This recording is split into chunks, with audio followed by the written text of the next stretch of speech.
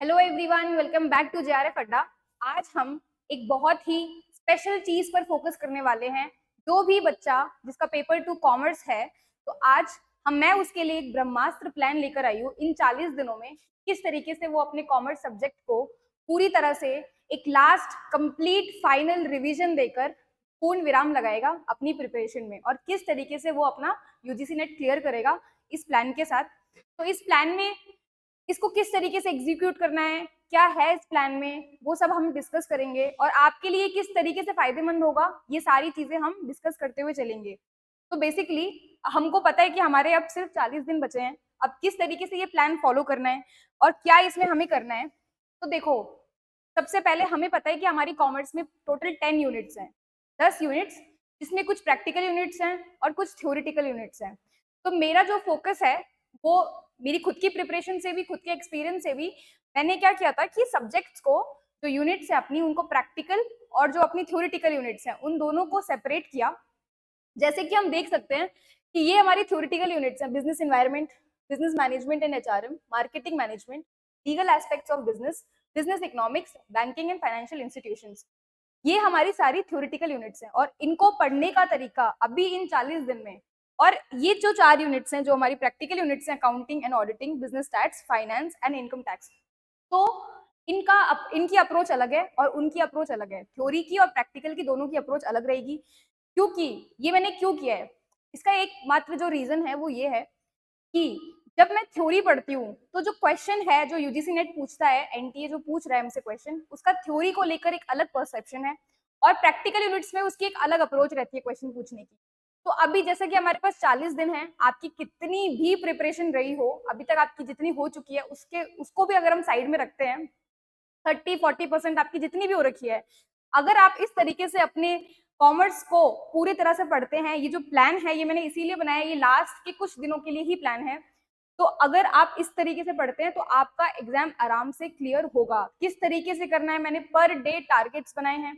अगर आप per day वो टारगेट्स करते हैं पूरे, तो आपके डेली टारगेट्स पूरे होते होते एंड तक आते आते फिर भी आपके पास 10 डेज बचेंगे, जिसमें आप मॉक टेस्ट प्लस अपना रिवीजन आराम से कर सकते हैं। तो क्या करेंगे अपन, सबसे पहले मैंने जो ये डिवीजन किया है, स्लॉट 1, स्लॉट 2, स्लॉट 3, ये मैंने बेसिकली 11 डेज का जो टारगेट लिया है उस तरीके से है कि हम 10 दिन रिवीजन, 10 दिन हम नया पढ़ेंगे, कुछ जो भी हमारे जो टॉपिक्स हैं जो हम ऑलरेडी पढ़ चुके हैं, या फिर कोई भी हमारा कोई टॉपिक है जो हमने नहीं भी पढ़ा हो अभी तक, तो आप यहाँ से पढ़ना स्टार्ट करेंगे।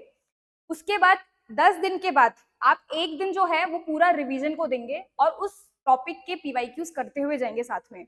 हमें इस स्ट्रैटेजी को अप्लाई करने के लिए will be requiring 2 things. First is PYQ. PYQ आपके पास होने चाहिए, पिछले 5 साल के ले लेना, ज्यादा पुराना जाने की जरूरत नहीं है। प्लस आपके पास सिलेबस होना चाहिए अपने हाथ में खुद से लिखा हुआ।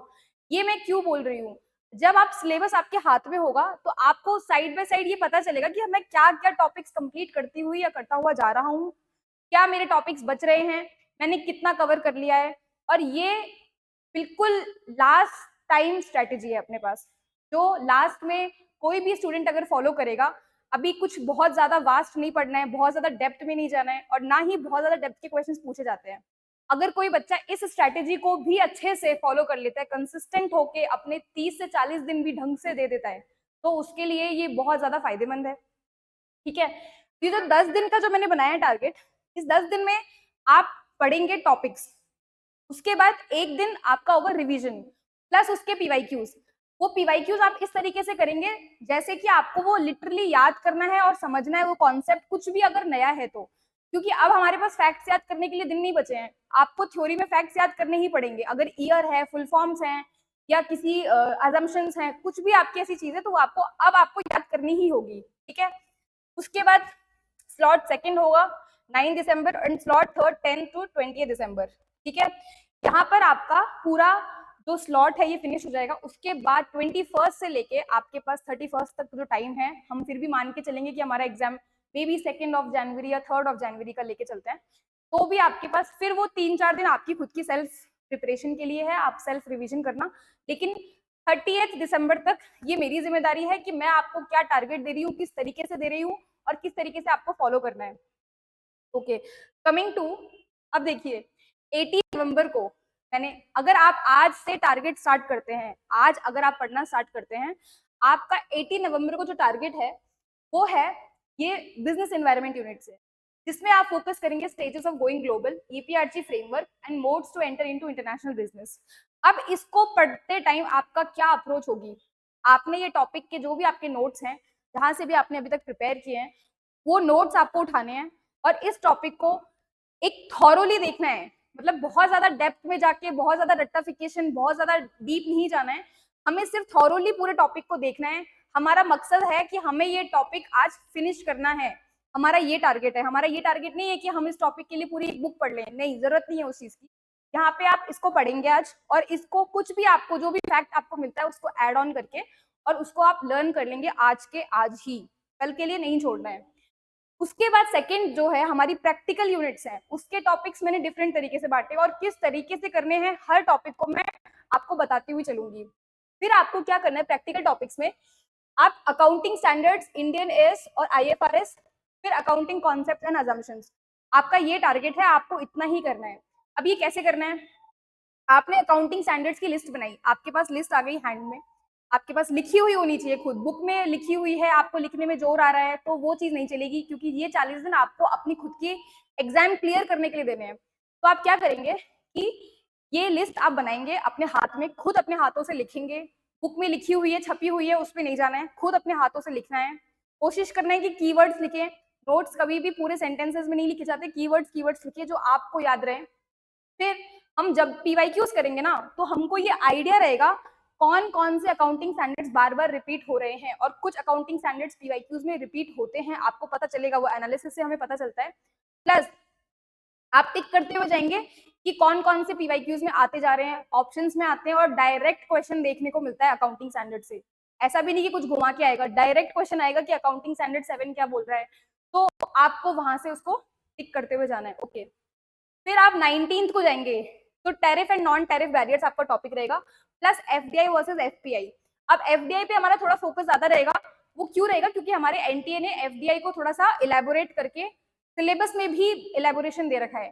तो आप जब आप सिलेबस देखेंगे, इसीलिए मैंने सिलेबस लिखने के लिए बोला कि आप नोटिस करते जाए कि एफडीआई का एग्जैक्ट हमें क्या क्या चीज इसने पूछी है, क्या क्या एनटीए ने बोला है पढ़ने के लिए, वो ही चीजों पे फोकस करना है। बहुत ज्यादा डेप्थ में अभी मेन टाइम है, इस टाइम पे आपको सिर्फ ब्रश अप करना है।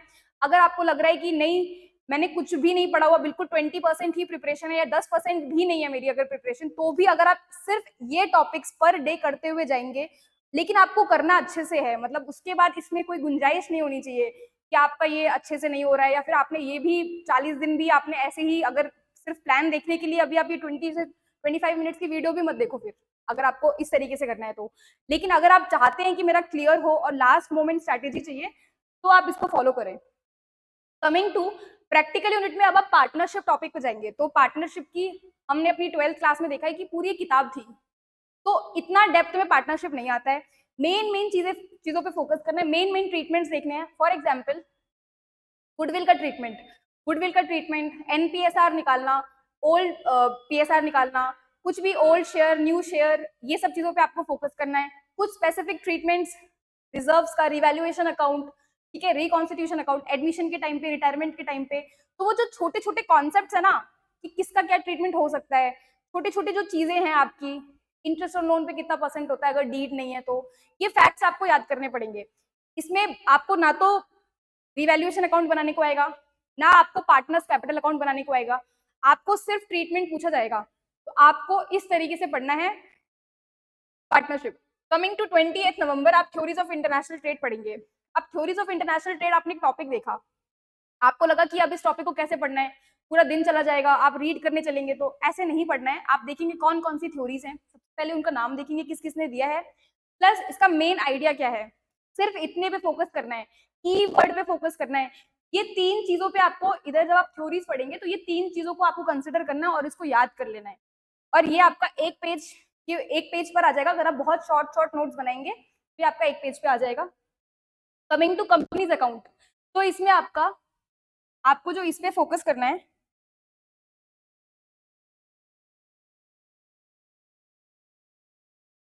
इसमें आपको जो फोकस करना है वो फोकस करना है।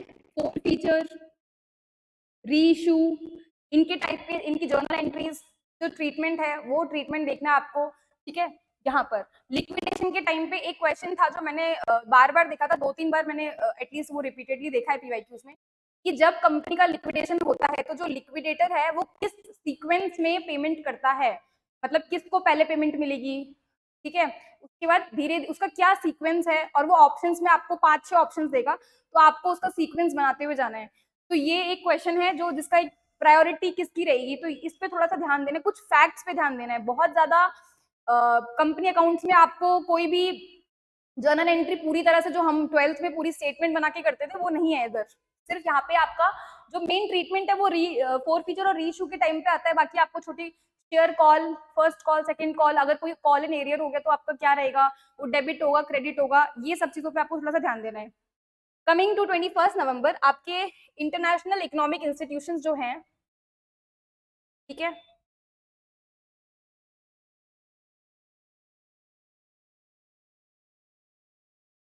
आपके इंटरनेशनल इकोनॉमिक इंस्टीट्यूशंस जो हैं उसमें आप फोकस करेंगे फंक्शंस, ईयर, हेडक्वार्टर्स, गोल्स, और अगर कोई कमिटी है तो कमिटी पे फोकस करेंगे।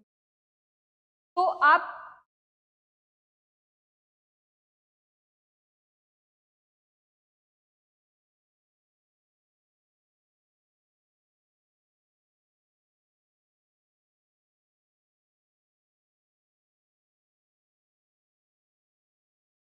ठीक है, तो आप इंटरनेशनल इकोनॉमिक इंस्टीट्यूशन पे अब आप जब आप ये टॉपिक पढ़ेंगे तो आपके फंक्शंस, ईयर, हेडक्वार्टर, गोल्स और कमिटीज, ये 4-5 चीजें जो मैंने बताई हैं, ये मेन चीजें एक जगह पे अपने नोट्स पे शॉर्ट फॉर्म्स में लिख लेनी है।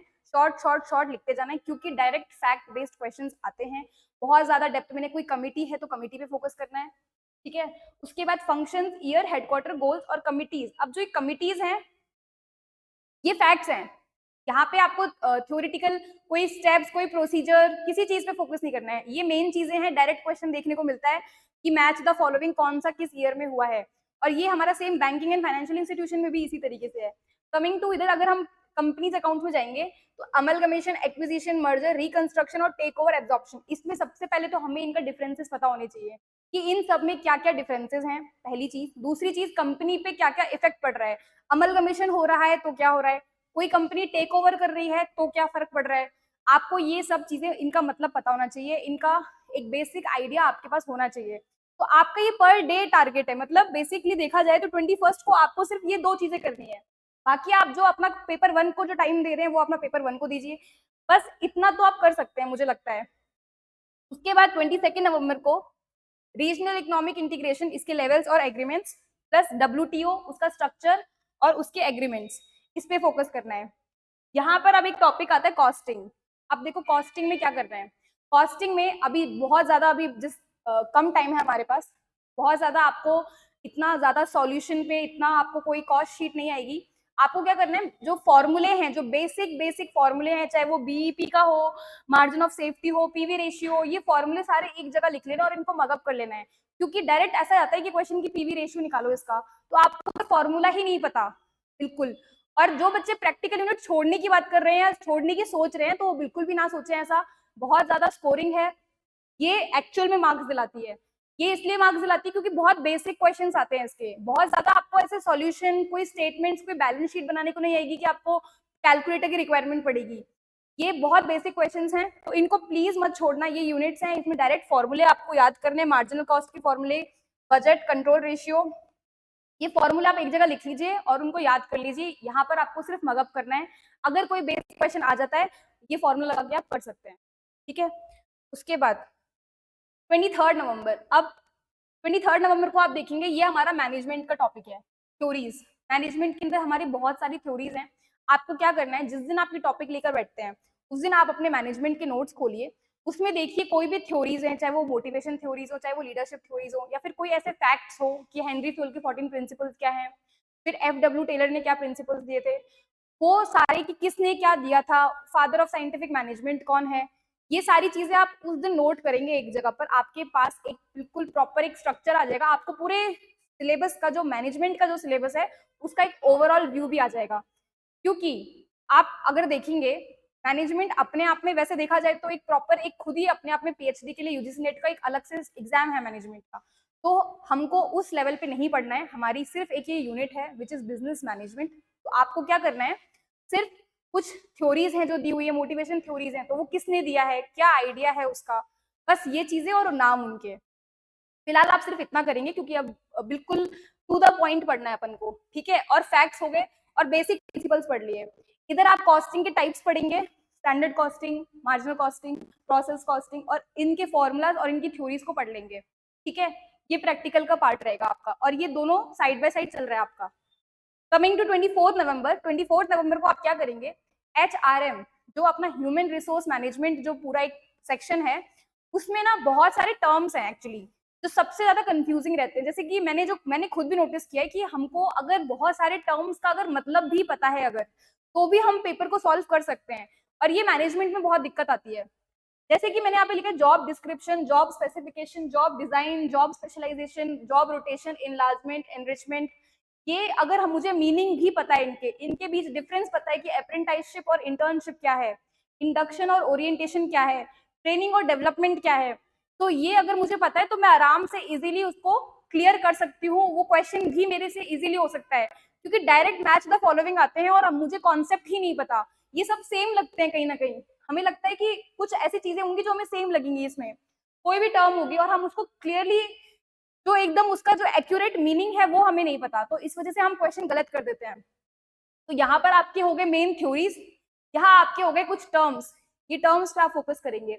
एंड 24th को आप जब रेशियो टॉपिक पढ़ेंगे तो ये फॉर्मूला बेस्ड है, डायरेक्ट फॉर्मूला बेस्ड क्वेश्चंस आते हैं, डायरेक्ट रेशियो निकालने को आता है, डायरेक्ट आपसे फॉर्मूला ही पूछ लेता है, या फिर फॉर्मूले में भी आपको 4 फॉर्मूले दे दिए और किसके फॉर्मूले हैं आपको डायरेक्ट मैच द फॉलोइंग में आ जाएगा। तो ये हम इस हिसाब से करेंगे, मतलब basically we will not leave any unit, हम ये छोड़ के नहीं जाएंगे कि ये मुझे बिल्कुल भी नहीं आता है। जो आपको बिल्कुल भी नहीं आता है उसके एटलीस्ट हम पीवाईक्यूज और ये जो इंपॉर्टेंट टॉपिक्स हैं ये हम करके जाएंगे। 25th को हम देखेंगे रिक्रूटमेंट के सोर्सेज, सिलेक्शन का प्रोसीजर और परफॉर्मेंस अप्रेजल हम करेंगे 25th को। तो ये दो चीजें, रिक्रूटमेंट का सिलेक्शन जो अपना सोर्सेज है इंटरनल और एक्सटर्नल सोर्सेज वो, और सिलेक्शन का जो प्रोसीजर है वो, ये हमारा मेन जो है, इन पे हम फोकस कर लेंगे इधर। प्लस इधर जाएंगे कैश फ्लो स्टेटमेंट पे आप जाएंगे, और इसमें अब कैश फ्लो स्टेटमेंट वही सेम चीज है कि हमने पूरी किताब थी हमारे पास, यहाँ पे हमको स्टेटमेंट नहीं बनानी है, हमें सिर्फ पता होना चाहिए कि कौन सी इन्वेस्टिंग एक्टिविटीज हैं, कौन सी फाइनेंसिंग एक्टिविटीज हैं और कौन सी ऑपरेटिंग एक्टिविटीज हैं। ये तीनों अगर हमें पता है, फिर हमें देखना है कि कुछ स्पेसिफिक ट्रीटमेंट्स की वर्किंग कैपिटल बढ़ रही है तो क्या हो रहा है, इंक्रीज डिक्रीज क्या हो रहा है, कौन सी चीज किस उसमें एक्टिविटी में जाएगी, ये आपको basic idea cash flow statement का लेना है। सेम आपको इस परसेप्शन से पढ़ना है, इस पॉइंट ऑफ व्यू से पढ़ना है कि मुझे ये एग्जाम क्लियर करना है और मुझे हर चीज का पता हो। इनफैक्ट प्रैक्टिकल यूनिट्स में भी मुझे थ्योरी पार्ट पता हो। थ्योरी पार्ट क्या है कि कैश फ्लो स्टेटमेंट में अगर ये चीज दे रखी है तो ये फाइनेंसिंग में जाएगी या इन्वेस्टिंग में जाएगी। तो ये आपको पढ़ना है बेसिकली, आपको कुछ भी रटना नहीं है, कुछ सॉल्व नहीं करना है, बार बार कोई बैलेंस शीट बनाने को नहीं आएगी, या फिर आप बार बार प्रैक्टिस करने की भी कोई जरूरत नहीं है जैसे बोर्ड्स में होता था, यहाँ पे डायरेक्ट है वो चीज, ठीक है।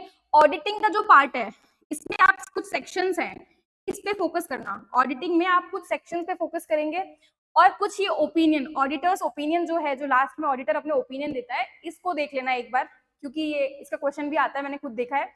तो इन दोनों चीजों पे आप फोकस करेंगे ऑडिटिंग में, ठीक है। कमिंग टू 26 नवंबर, 26 नवंबर को आप मैनेजमेंट से एक टॉपिक है परफॉर्मेंस अप्रेजल, बाकी कॉम्पनसेशन, वर्कमैन कॉम्पनसेशन एक टॉपिक है, ये मिसलेनियस में भी आ जाएंगे। आपके जो छोटे मोटे आपको टॉपिक्स लग रहे हैं वो एक बार देख लेना मैनेजमेंट में, अगर किसी को बहुत अच्छे से मैनेजमेंट करनी है तो जैसे किसी का थ्योरी स्ट्रांग है तो वो इधर मैंने ये मिसलेनियस कॉन्सेप्ट तो लिखे हैं, ये आप एक बार देखेंगे 27 को, ठीक है। और इधर आप लीज फाइनेंसिंग करेंगे, ये दो टाइप की लीज फाइनेंसिंग होती है, क्या होती है, कौन इसमें लेसर है, लेसी है, ये बेसिक बेसिक आइडिया, और किस तरीके से जो दो टाइप्स है उनके बीच में डिफरेंसेस आपको पता होने चाहिए कि क्या डिफरेंस है दोनों में, ठीक है। की पॉइंट डिफरेंस जो होता है वो पता होना चाहिए। 28 को आपका रहेगा रिवीजन। अब आपने ये 10 दिन आपने पढ़ लिया, आपने अपने कम से कम ये अगर टॉपिक्स देखे जाएं आपके, ये जो आपने 20 टॉपिक्स करे हैं, प्रैक्टिकल के 10 और थ्योरेटिकल के 10, अब आप इनको पूरी तरह से रिवाइज करेंगे। एक दिन आपके पास पूरा रिवीजन के लिए है क्योंकि हमको revision is the key, revision हमको करना ही है। हम नया नया पढ़ते हुए जाएंगे तो at the end of 30 days आपको कुछ याद भी नहीं रहेगा फिर उसके बाद। तो हम यहाँ पर पूरी तरह से अच्छे से पूरी चीज मगअप करेंगे, पूरा जो हमें याद करने वाली चीज है वो हम याद करेंगे। देखो याद तो आपको करना ही पड़ेगा, यहाँ पर कुछ भी ऐसा नहीं है कि आपने एक बार पढ़ा और हो गया, यहाँ पे कुछ आपको सॉल्व करने वाला नहीं आएगा। जो ईयर्स है वो आपको ईयर्स याद करने पड़ेंगे, जो आपके फॉर्मूले हैं वो आपको याद करने पड़ेंगे, क्योंकि अभी 40 डेज हैं। अब आप और ईयर में आपको समझने वाला है भी नहीं, और क्वेश्चंस यहीं से आएंगे, तो इस हिसाब से आपको ये यहाँ पे याद करना है। यहाँ पर आप अपने PYQs भी करेंगे, जैसे कि हमने बिजनेस एनवायरनमेंट यूनिट खत्म कर लिया और यहाँ पर हमने खत्म कर लिया है मैनेजमेंट यूनिट, तो आप इनके PYQs करेंगे। यहाँ पर हमारी ऑडिटिंग और अकाउंटिंग वाली जो यूनिट है वो भी फिनिश हो चुकी है, फाइनेंसिंग यहाँ से स्टार्ट हो चुकी है ऑल्सो, बट आपको उस हिसाब से नहीं देखना है, आपको सिर्फ क्वेश्चंस करने हैं इनके जो हमने टॉपिक्स पढ़ लिए, ठीक है। Coming to second slot, second slot जो है अपना फिर से जो 11 दिन का अपना स्लॉट है, वो सेकेंड स्लॉट पे अब आप जाएंगे। आपने वो रिवाइज किया अच्छे से, आपका अगर आपको लग रहा है थोड़ा कॉन्फिडेंट फील हो रहा है तो एक मॉक टेस्ट जरूर लगाना। मॉक टेस्ट से आपको एक आइडिया रहेगा, और मेक श्योर करना कि जो आप ये वाला मॉक टेस्ट अटेम्प्ट करें, इस मॉक टेस्ट में आपको क्या करना है, करना तो आप full length mock test attempt, लेकिन जिन क्वेश्चंस में आप 100% श्योर हैं सिर्फ वही क्वेश्चंस अटेम्प्ट करना, ठीक है। और जो यूनिट्स आपने पढ़ी हैं, और 100 मतलब तुक्के वाले क्वेश्चंस नहीं चलेंगे यहाँ पे, क्योंकि आप ही तो चेक कर रहे हो खुद को। ऐसा तो है नहीं कि अभी एग्जाम हो गया और आपको बुरा फील हो रहा है, या फिर 10-20 लोगों के आगे आपको आपका रिजल्ट रखा जा रहा है कि आपको बुरा फील हो। तो आपको क्या करना है, जिनमें आप श्योर हैं, चाहे आपके 20 नंबर ही आए, लेकिन आपको वो 30 भी होंगे, वो 40 भी होंगे, धीरे धीरे प्रैक्टिस से। लेकिन यहाँ पर आपको फोकस करना है कि जो मैंने यूनिट पढ़ी है क्या वो मेरी परफेक्ट तरीके से तैयार हो चुकी है या नहीं हुई है। ऑलराइट, उसके बाद अभी सेकंड स्लॉट है जो 29 से लेके 9 तक चलेगा हमारा, जिसमें हमारी मार्केटिंग यूनिट यहाँ से स्टार्ट हो रही है थ्योरी में, ठीक है। तो यहाँ पर आप फोकस करेंगे 29 को मिसलेनियस फैक्ट्स। अब मार्केटिंग यूनिट हम कैसे स्टार्ट करेंगे, मार्केटिंग यूनिट हम स्टार्ट करेंगे सबसे पहले पूरी मार्केटिंग के बारे में, हमको वर्ड से क्या समझ में आ रहा है कि ये मार्केटिंग का टॉपिक है पूरी तरह से, मतलब पहले थोड़ा जानो कि आप क्या पढ़ रहे हो, बस उठाया और पढ़ना शुरू कर दिया इस हिसाब से नहीं। अब आपको देखना है कि इसमें ये 4 P's की बात क्या हो रही है, ये 3 P's, 8 P's, 4 C's, तो ये मैंने इसलिए लिखा है, जो हमारे 4 P हैं, प्रोडक्ट, प्राइस, प्लेस, प्रमोशन। अब आप इन 4 P's को पढ़ोगे मार्केटिंग के अंदर, कैसे प्रोडक्ट बनता है, नया प्रोडक्ट कैसे इंट्रोड्यूस किया जाता है, फिर प्राइस कैसे सेट किया जाता है उसका, तो आपको एक आइडिया हो कि अगर आप मार्केटिंग में होते तो आप किस तरीके से करते। तो एक इस अप्रोच से आपको ये मार्केटिंग सब्जेक्ट को देखना है, पहली चीज। दूसरी चीज, ये फैक्ट जो मैंने बोला है ना, ये किसने दिए हैं, ये उनकी बात है, किसने दिए हैं, कौन से ईयर में दिए हैं, किसी प्रोपाउंडर ने क्या बोला है, तो ये फैक्ट्स, ये वाले फैक्ट्स हैं, ठीक है। ये 4 के बाद पहले +3 हो गया, फिर +1 मोर हो गया, तो ये 8 हो गए। तो आपको ये याद करते हुए चलना है 4 C's किसने दिए हैं, ठीक है। अब ये 4 P's जो आप पढ़ेंगे 29 को, ये प्राइस में गए आप, तो आपको ज्यादा कहीं नहीं जाना है। सबसे पहले प्राइसिंग स्ट्रैटेजीज क्या होती है हमारी, ठीक है, प्राइसिंग मेथड्स क्या होते हैं हमारे, वो मेथड्स पे फोकस करना है। प्रमोशन पे गए तो आपके मेथड्स देखने हैं। अगर आप नया प्रोडक्ट लॉन्च कर रहे हैं तो न्यू प्रोडक्ट डेवलपमेंट किस तरीके से होता है, प्रोडक्ट लाइफ साइकिल क्या होती है और किस तरीके से वो साइकिल है, यहाँ पर इस पे फोकस करना है। और प्लेस मतलब डिस्ट्रीब्यूशन, चैनल ऑफ डिस्ट्रीब्यूशन। तो आपको बेसिक बेसिक आइडिया पूरी यूनिट का हो जाएगा एक तरीके से कि हमें ये 4 चीजें पढ़नी है, और ये काफी ज्यादा, मतलब आपने ये 4 पार्ट्स भी कर लिए 4P के, तो आपका बहुत सारा कुछ 29th को ही हो जाएगा मार्केटिंग का, मार्केटिंग यूनिट का, ठीक है। उधर आप प्रैक्टिकल यूनिट में टाइम वैल्यू ऑफ मनी करेंगे कंप्लीट, उस टॉपिक को देखना। कुछ आपको कोई ऐसा एडिशनल फॉर्मूला लग रहा है, जरूरी नहीं है, हम हर टॉपिक में परफेक्ट नहीं हो सकते। अगर आप इस टॉपिक में परफेक्ट नहीं हो पा रहे हैं, it is okay, it is fine, जरूरी नहीं है कि आपको हर प्रैक्टिकल यूनिट में बेस्ट होना है, लेकिन एटलीस्ट बेयर मिनिमम हम करके जाएंगे कि हमको वहां जाके ये ना लगे कि यार डायरेक्ट फॉर्मूला बेस्ड क्वेश्चन था, अगर आता तो हम शायद कर लेते, वो वाली गलती नहीं करके जाएंगे। छोड़ने से बेटर है, कुछ ना से बेहतर है कुछ कर लेना, तो वो यहाँ पे हम इसलिए कर रहे हैं उस चीज। कमिंग टू 30 नवंबर, यहाँ पर आप strategic marketing planning topic complete करेंगे। ये थ्योरी पे मैं ज्यादा फोकस इसलिए कर रही हूँ बिकॉज आप एक बार रीड भी करेंगे तो आपको समझ में आ जाएगा। प्रैक्टिकल यूनिट में एक चीज होती है कि अगर आपका पहले से बेसिक कॉन्सेप्ट ही क्लियर नहीं है तो आपको दिक्कत आती है, फिर भी हमारी अप्रोच रहेगी कि एटलीस्ट हम प्रैक्टिकल यूनिट्स में बेयर मिनिमम करके जाएं। बट थ्योरी में स्ट्रैटेजिक मार्केटिंग प्लानिंग अगर एक टॉपिक है, कोई भी, अगर हम obviously we have completed our masters या फिर हम मास्टर्स कर रहे हैं अपनी, तो आप इसको पढ़ेंगे तो आपको समझ आएगा। आपको बस उस दिन ये टॉपिक करना है। ये मैंने डिस्ट्रीब्यूट ही इसलिए किया कि आपको ये लगे ना कि मेरे पास 10 यूनिट है इतनी और ये कैसे कंप्लीट होगा 40 दिन में, इस हिसाब से नहीं चलना है। आपको सिर्फ ये टॉपिक करना है। इधर आप जाएंगे लीवरेज पे, तो इसके छोटे छोटे फॉर्मूले हैं ये तीन, इन तीनों पे फोकस करना है आपको। Coming to 1 December, segmentation, targeting और पोजिशनिंग, ये एक्चुअल में इंपॉर्टेंट टॉपिक है, इनके बीच में डिफरेंस होना चाहिए कि क्या है और इसका एक ओवरऑल व्यू आपको पता होना चाहिए। इधर आप theories of capital structure plus उसकी अजम्पशंस, ठीक है, अजम्पशंस पे आपका फोकस ज्यादा रहेगा फाइनेंशियल मैनेजमेंट वाली यूनिट पे। कमिंग टू 2 दिसंबर, यहाँ पर आप कंज्यूमर बिहेवियर, बाइंग प्रोसेस और टाइप्स, लेगार्ड्स हैं, कौन से वाले कंज्यूमर्स होते हैं जो सबसे ज्यादा, जो सब कुछ पूरा ब्रांड आके कुछ नया लॉन्च होके खत्म भी हो गया तो कौन सबसे लेट खरीद रहा है, तो ये कुछ टाइप्स ऑफ कंज्यूमर्स हैं। फिर बाइंग प्रोसेस क्या होता है कंज्यूमर का, ये वाली चीज पढ़नी है आपको। इधर आप देखेंगे कैपिटल बजटिंग, इसकी टेक्निक्स ट्रेडिशनल और साइंटिफिक, इस पे फोकस करेंगे। इसमें जो भी है टॉपिक आपको इसका आइडिया लेना है, ठीक है, छोड़ना नहीं है, बस ये है बात। 3 दिसंबर को अगर आप आएंगे तो आप मिसलेनियस टॉपिक्स पढ़ेंगे, कुछ मॉडल्स 7S और सर्विस मार्केटिंग, ग्रीन मार्केटिंग, ये कुछ छोटे छोटे टॉपिक्स हैं अपने। ये एक आइडिया, ग्रीन मार्केटिंग है अभी तो हमें आइडिया लग रहा है ना कि कुछ इन्वायरमेंट रिलेटेड है, तो बस ये व्यूज हमको पता होने चाहिए, एक मतलब छोटा सा हिंट भी हमारे पास होना चाहिए एमसीक्यू सॉल्व करने के लिए, कि जिससे हम हिट एंड ट्रायल मेथड भी लगाएं तो एटलीस्ट हमारा तुक्का भी सही जगह लग रहा है। इन्वेंट्री मैनेजमेंट करेंगे यहाँ पर, स्टॉक लेवल, आरओक्यू, ईओक्यू, इनके फॉर्मूले एकदम डायरेक्ट आएंगे, बहुत बस फॉर्मूला आएगा और उसको अप्लाई करना है, डायरेक्ट वैल्यू पुट करनी है और आपका सॉल्व हो जाएगा आंसर, तो सीधा आपके 2 नंबर है यहाँ पर। उसके बाद जो हमारा, तो ये सर्विस मार्केटिंग फिर हमारा हुआ, यहाँ पे इन्वेंट्री मैनेजमेंट होके ये आपके फॉर्मूलेज हैं सारे। उसके बाद हम नेक्स्ट जाएंगे ये वाली चीज, विच इज 4 दिसंबर को हमें क्या करना है, हम पढ़ेंगे 4 दिसंबर को हम आएंगे लॉ वाली यूनिट पे। अब लॉ वाली यूनिट में हमें क्या करना है कि मैंने डिवाइड किया है जितने भी हमारे एक्ट्स हैं, जितने भी हमारे इंपॉर्टेंट जो लॉ में हमें यूनिट्स दिए लीगल एस्पेक्ट्स ऑफ बिजनेस में, उन सभी को मैंने, जो हम इजीली कर सकते हैं ये हम यहाँ पर कंप्लीट करेंगे, विच इज LLP, IPR और स्पेशल कॉन्ट्रैक्ट्स, ठीक है, ये यहाँ पर नहीं करेंगे। उसके बाद ये 3 चीजें, अब स्पेशल कॉन्ट्रैक्ट्स में हमको पता है कॉन्ट्रैक्ट ऑफ बेलमेंट है, प्लेज है, एजेंसी है, तो हमें इनका मीनिंग पता होना चाहिए, इसमें पार्टीज कौन कौन सी हैं और बेसिक आइडिया इनका हमें तीनों का होना चाहिए। एंड यहाँ पर प्रैक्टिकल यूनिट में हम करेंगे डिविडेंड थ्योरीज, ठीक है, डिविडेंड थ्योरीज पे हम फोकस करेंगे और इन थ्योरीज को हमें फाइनेंशियल मैनेजमेंट की एक पार्ट टॉपिक है ये, इसको हम कंप्लीट कर लेंगे यहाँ पर। कमिंग टू 5 दिसंबर, 5 दिसंबर पे हम जीएसटी पे फोकस करेंगे, जीएसटी के फॉर्म्स जितना भी परसेंट है, उसके बाद एग्जेम्पशंस क्या क्या हैं, इन सभी पे फोकस करेंगे, यूटी जीएसटी, ठीक है, तो आपको ये मतलब बेसिक आइडिया जीएसटी का यहाँ पर होना चाहिए कि आप क्वेश्चन उसका अटेम्प्ट कर सकें जीएसटी पे, ठीक है। मिसलेनियस टॉपिक्स है फिर ये फाइनेंशियल मैनेजमेंट के, which is derivatives, exchange rate, gold, Bretton Woods, आप इस पे फोकस करेंगे फाइनेंशियल मैनेजमेंट के अंदर। कमिंग टू 6 दिसंबर, अब आप फोकस करेंगे जो ये कॉन्ट्रैक्ट एक्ट है, ठीक है, इसमें आपके सेक्शंस हैं, आपको मेन फोकस रखना है सेक्शंस पे, आपको पता होना चाहिए वैलिड कॉन्ट्रैक्ट कौन से होते हैं, वॉइड कॉन्ट्रैक्ट कौन से होते हैं, ठीक है, क्या जब आपके वैलिड कॉन्ट्रैक्ट्स होते हैं तो उसकी क्या एलिमेंट्स हैं एसेंशियल, वो आपको बताना चाहिए, जो कि सेक्शन 10 में है। आईटी एक्ट जो टॉपिक है, इस पे आपको पेनल्टीज पर फोकस करना है, इसके क्वेश्चंस आते हैं, ठीक है, सेक्शंस के साथ करना है आपको ये।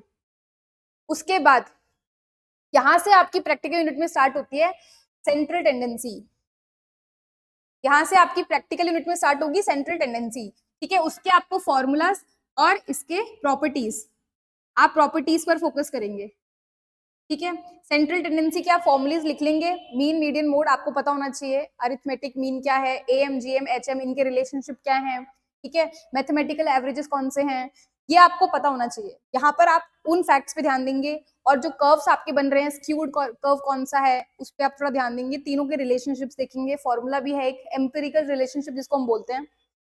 कमिंग टू 7 दिसंबर, 7 दिसंबर में आप करेंगे SOGA, which is sales of goods act, ठीक है, ये आपको इसमें मेन चीज है कि एक तो अनपेड सेलर पे आपको ज्यादा फोकस करना है, और एक टॉपिक है डॉक्ट्रिन ऑफ केविएट एम्प्टर, तो वो क्या बोल रहा है, उसके एक्सेप्शंस क्या क्या है, आपको उस पर थोड़ा सा ज्यादा ध्यान देना है सोगा पे। आपको टाइप्स ऑफ गुड्स पता होने चाहिए यहाँ पर कि आपके गुड्स के टाइप्स क्या क्या है, आप उस पर फोकस करेंगे। और यहाँ पर एक टॉपिक है विच इज कॉम्पिटिशन एक्ट, ठीक है, ये बहुत ज्यादा बड़े टॉपिक्स नहीं है, आप एक बार भी रीड करेंगे तो आपको समझ में आएगा कि क्या है, बहुत ज्यादा इनको टाइम नहीं देना है, ये जल्दी जल्दी करने वाले टॉपिक्स हैं। इनके क्वेश्चंस जो आप मॉक टेस्ट लगाएंगे उनसे आपके यहाँ पे इनके नोट्स एक्चुअल में प्रिपेयर हो जाएंगे और आपको समझ में आएगा कि ये टॉपिक से एग्जैक्टली क्या पढ़ना है।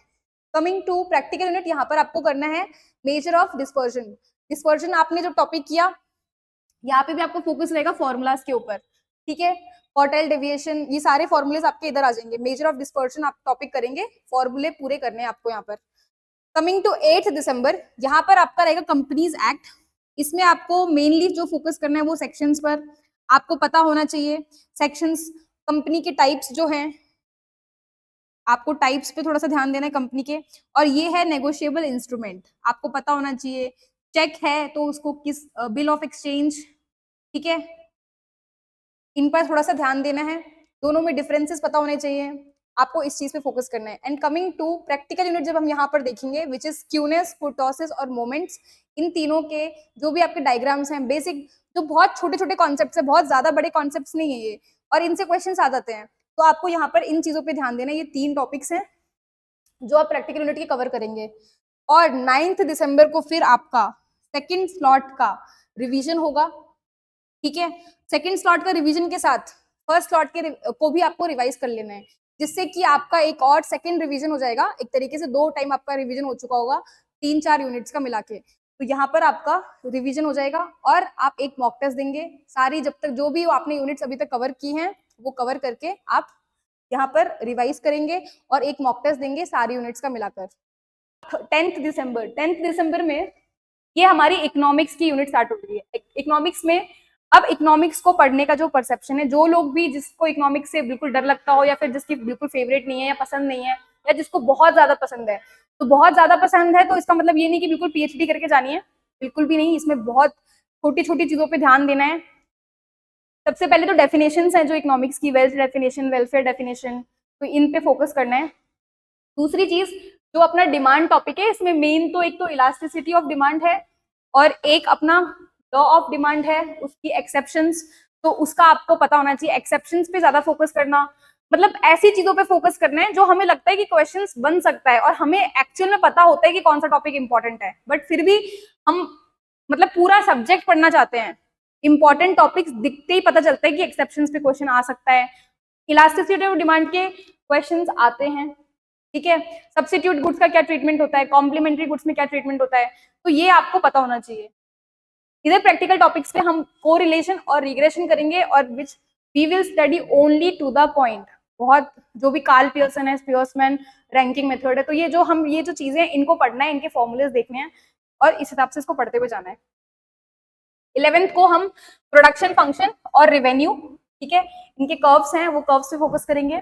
और उसके बाद ये टॉपिक्स हम इस तरीके से कंप्लीट करेंगे कि अगर हमारा कोई रिलेशनशिप भी अगर आता है किसी टॉपिक से रिलेटेड, तो हम उस टॉपिक को इस तरीके से पढ़े कि वो हमारा सॉर्ट हो जाए, ठीक है।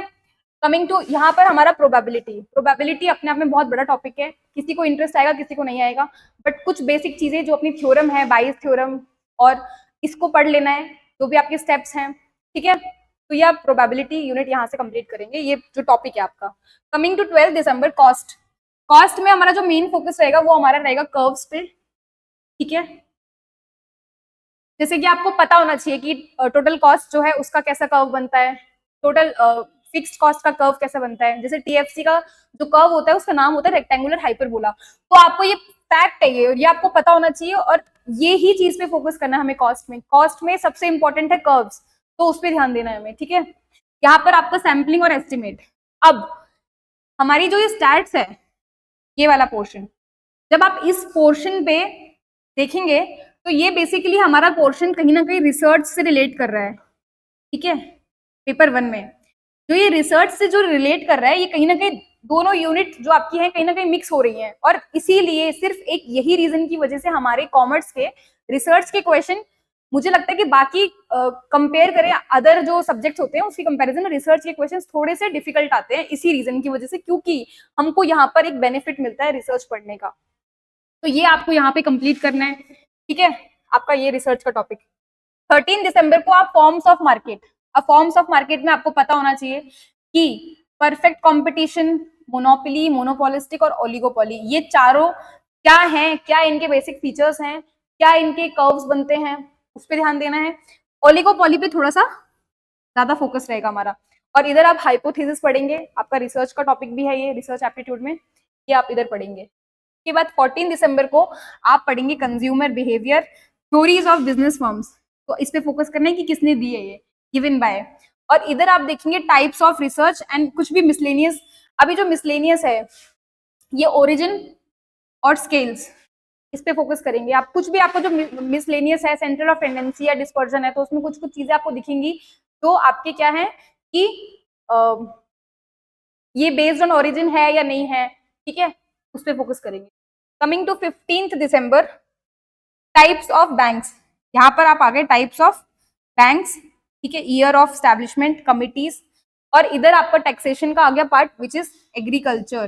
तो आपको टैक्स पे, मेरा पर्सनली टैक्स इतना फेवरेट सब्जेक्ट नहीं रहा, तो मैंने उसमें क्या किया था, जो मुझे लग रहा था कि फ्रिक्वेंटली आज टॉपिक्स हैं, तो जो एग्रीकल्चर इनकम से टॉपिक आ जाता था वो मैंने पढ़ा था। 16 को आप आरबीआई पढ़ेंगे। आरबीआई इंपॉर्टेंट टॉपिक है, ठीक है।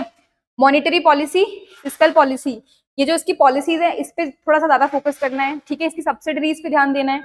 और इधर आएगा डबलिंग ऑफ इनकम, ठीक है, ये किस तरीके से हो रहा है, ये टॉपिक हम पढ़ेंगे टैक्सेशन का। 17 को रिफॉर्म्स, एनपीए बेसिल नॉर्म्स, ये आपका बैंकिंग रिफॉर्म्स है, ये टॉपिक जो है ये इसका।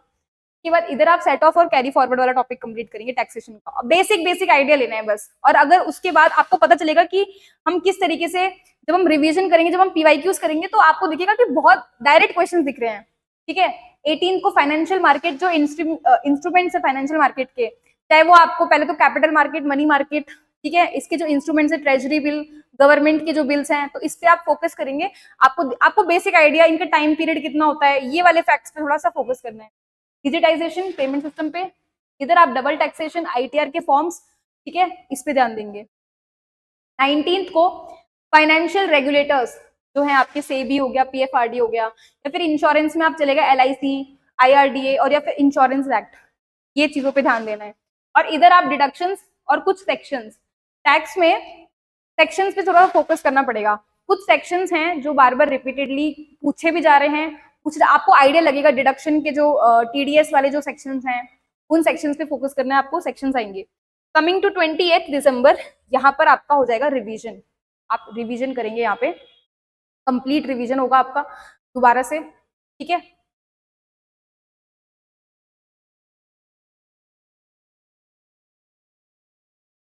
ठीक है, अब जो आपका 21 से लेके जो आपका 30 दिसंबर तक आपका जो टारगेट रहेगा, वो रहेगा मॉक टेस्ट, ठीक है। आप उसमें फोकस करेंगे मॉक टेस्ट पे। मैंने ये एक मॉक टेस्ट की वीडियो भी बनाई थी, जिसमें मैंने कहा था कि आप एक फुल लेंथ मॉक टेस्ट लगाएंगे, वो आपकी सिटिंग के लिए भी प्लस बहुत सारी चीजों के लिए फायदेमंद है। तो आप अगर उसको देखेंगे तो आपको पता चलेगा मॉक टेस्ट किस लिए इंपॉर्टेंट है।